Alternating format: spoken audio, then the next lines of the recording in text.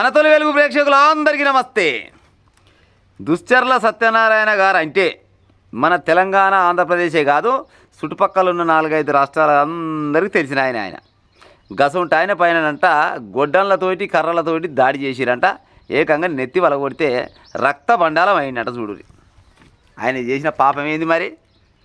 ఆయన చేసిన పాపం ఏంటంటే ఆయన ఏదైతే 70 ఎకరాల భూమిని అడవిగా మార్చిండో అదే అడవిలో ఈ గొర్రెలు కాస్తందుకు పోయి కొంతమంది పోయిరంట. పోయి ఆ గొర్రెలను కాపిస్తుండల్లా కొన్ని చెట్లను నరుకుతురంట. చెట్లను నరుకుతుంటే ఈ చెట్లను మీరు నరకొద్దు, ఈ చెట్లు ఇది మొత్తం నేను అడవిగా తయారు చేసిన, వీళ్ళ మీరు గొర్రెలను మేపొద్దని చెప్తే వీళ్ళే కాదు వీళ్ళ కుటుంబ సభ్యులు అందరు కలిసి వచ్చి కర్రలతోటి గొడ్డలతోటి ఆయన పైన దాడి చేసి నెత్తి పలగొట్టిరంట. చూడురు కథ.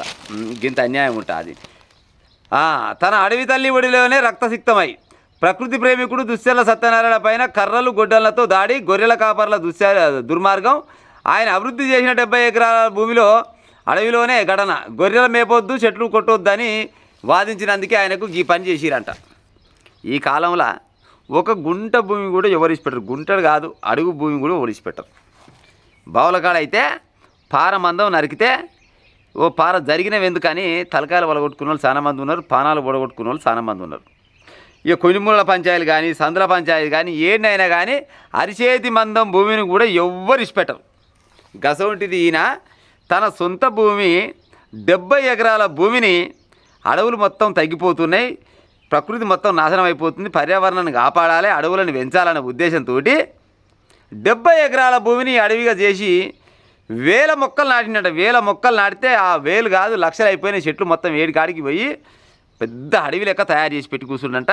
గసవంటి అడవిలా గొర్రెలు మేపుతందుకు పోయి ఇష్టం వచ్చినట్టు చెట్లని కొమ్మలు మొత్తం నరికేస్తుంటే ఈ భూమిలోకి వచ్చి మీరు ఈ పని చేస్తారు, ఇది తగదు అని చెప్పినందుకు కర్రలతోటి గొడ్డలతోటి ఆయన పైన దాడి చేసినట్ట. గింత అన్యాయం ఉంటుంది లైలకు. ప్రకృతి అంటే ఆయనకు ఎంత ప్రేమో, ఎలాంటి లాభక్షేపం లేకుండా ఏళ్ల తరబడి కష్టపడి 100,000 మొక్కలు నాటి 70 ఎకరాల తన సొంత భూమిని పచ్చని అడవిగా మార్చేశారు ఆయన. తన ఓ మొక్క నాటేలా ఎంతోమందికి ఇలా నిలువెత్తు స్ఫూర్తిని నిలిస్తే తాను పెంచిన పచ్చని చెట్ల మధ్య ఆయన నెత్తురు కళ్ళ చూశారు కొందరు దుండగులు. ఆ అడవిలో పశువులను మేపొద్దు, చెట్లను నరకొద్దని వాదించినందుకు కర్రలు గొడ్డలతో ఆయనపై దాడి చేశారు. బాధితులు ప్రముఖ పర్యావరణవేత్త దుశ్చర్ల సత్యనారాయణ గురువారం సూర్యాపేట జిల్లా మోతె మండలం రాఘవపురంలో ఈ ఘటన జరిగింది.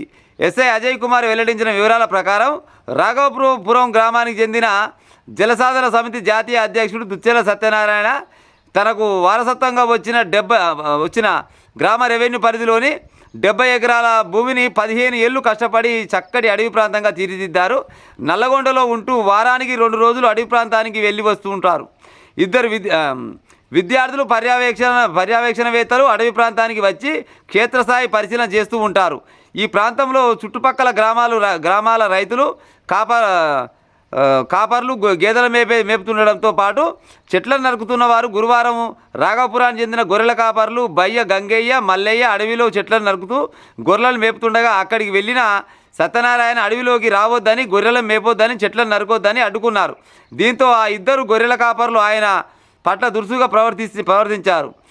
ఆ కాపర్లకు మద్దతుగా వారి కుటుంబ సభ్యులు రోషాలు, సుమలత, యశ్వంత్ అనుషలు వచ్చి సత్యనారాయణ పైన కర్రలు గొడ్డలతో దాడి చేశారు. దీంతో సత్యనారాయణ తలకు బలమైన గాయమైంది. స్థానికులు ఆయన్ని సూర్యాపేట ప్రభుత్వ ఆసుపత్రికి గురవయ్యారంట. కేసు నమోదు చేసుకొని కేసు చేసిరంట.